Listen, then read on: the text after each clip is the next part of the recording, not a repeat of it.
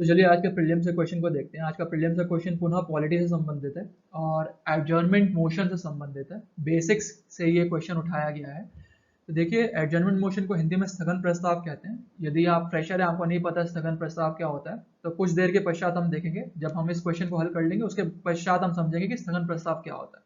तो देखिए, इसमें 3 स्टेटमेंट्स दिए हैं एडजर्नमेंट मोशन से संबंधित। फर्स्ट स्टेटमेंट है कि adjournment motion draw the attention to definite matter of urgent public importance, यानी कि जो जनता से जुड़े हुए जो अर्जेंट मैटर्स होते हैं, मुद्दे होते हैं, उन्हें एडजर्नमेंट मोशन या स्थगन प्रस्ताव उठाने पर बल देता है।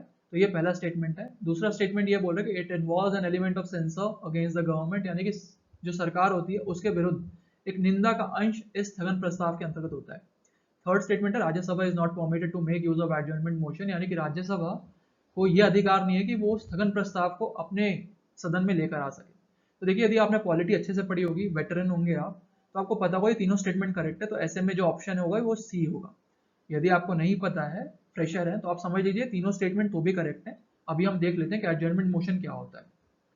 देखिए, एडजर्नमेंट मोशन से तात्पर्य है, जैसे मैंने पहले ही बताया, स्थगन प्रस्ताव इसे हिंदी में बोलते हैं। इसमें कुछ प्रमुख बातें होती हैं, जैसे कि draw the attention of house, यानी कि सदन का ध्यान आकर्षित करने के लिए किस किस मुद्दों के लिए जो कि अर्जेंट पब्लिक इंपॉर्टेंस होंगे, यानी कि जो जनता से जुड़े हुए बहुत ही अहम मुद्दे होंगे, उनके लिए सदन में यदि चर्चा करवानी है तो उसके लिए एडजर्नमेंट मोशन या स्थगन प्रस्ताव लाया जाता है।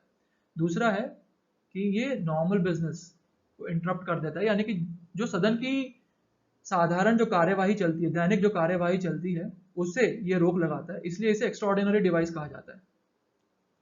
देन जो फोर्थ पॉइंट है कि 50 सदस्यों के हस्ताक्षर की जरूरत होती है यदि स्थगन प्रस्ताव या एडजर्नमेंट मोशन को सदन में लेकर आना है, संसद में लेकर आना है, तो उसके लिए जरूरी हो जाता है कि कम से कम जो 50 मेंबर्स है उन्होंने साइन किया हो उस मोशन पर, तभी वो प्रस्तुत हो पाएगा सदन में या पार्लियामेंट के अंतर्गत किसी भी हाउस में उसे प्रेजेंट किया जा सकेगा जब 50 मेंबर्स के साइन होंगे।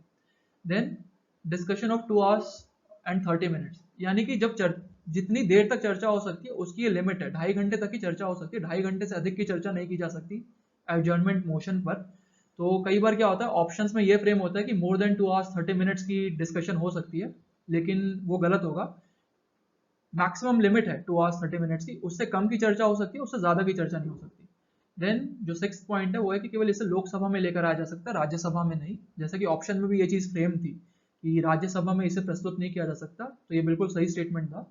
And then element of censure, यानी कि निंदा का अंश इस एडजर्नमेंट मोशन के अंतर्गत होता है। तो मैं आशा करता हूँ आपको चीजें समझ में आई होगी। और यदि वापस इस प्रकार का कोई क्वेश्चन आएगा एडजर्नमेंट मोशन से संबंधित, तो ये पॉइंट्स को आप ध्यान में रखेंगे तो आपसे ये वो वाला क्वेश्चन आसानी से हल हो सकेगा। बहुत बहुत धन्यवाद।